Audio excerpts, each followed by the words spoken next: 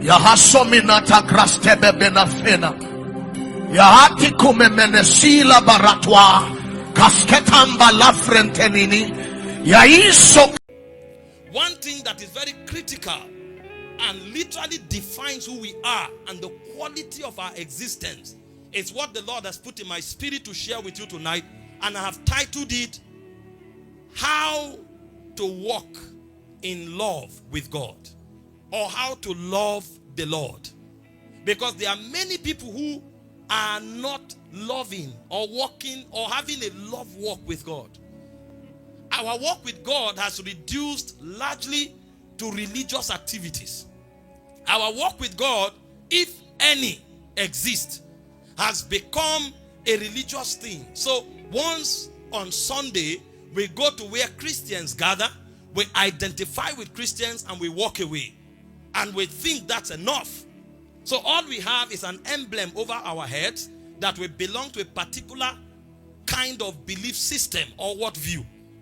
But critically, if you examine us, we don't really have a relationship with God. And so I'm going to start this teaching tonight looking at how to love God, or how to sustain a love walk with God. And then I will come back on Tuesday and show you how to receive the love of God.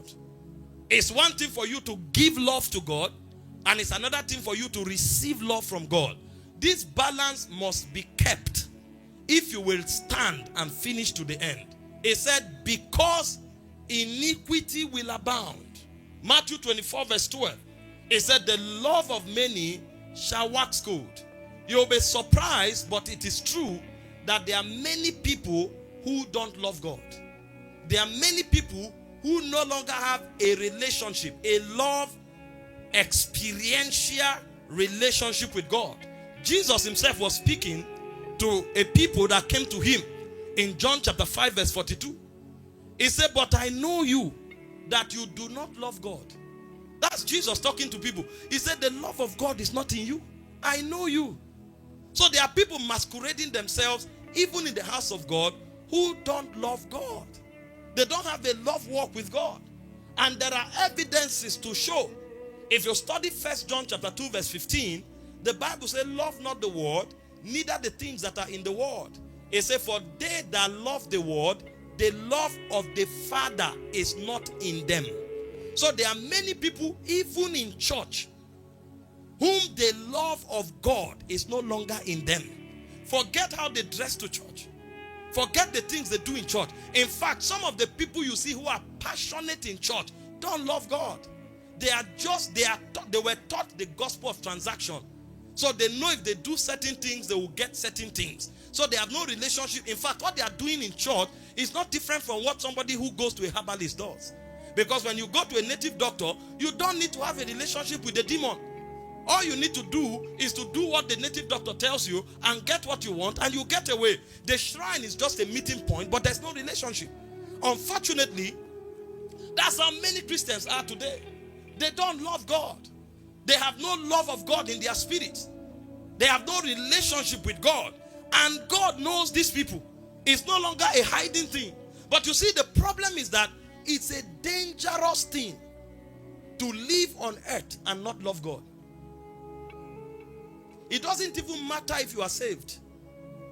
You are still an endangered species if you are on earth and you don't love God. There are many people who don't even know what it means to love God. If we took a census here to find out what does it mean to love God, you'll be shocked. The many unbiblical answers you will get.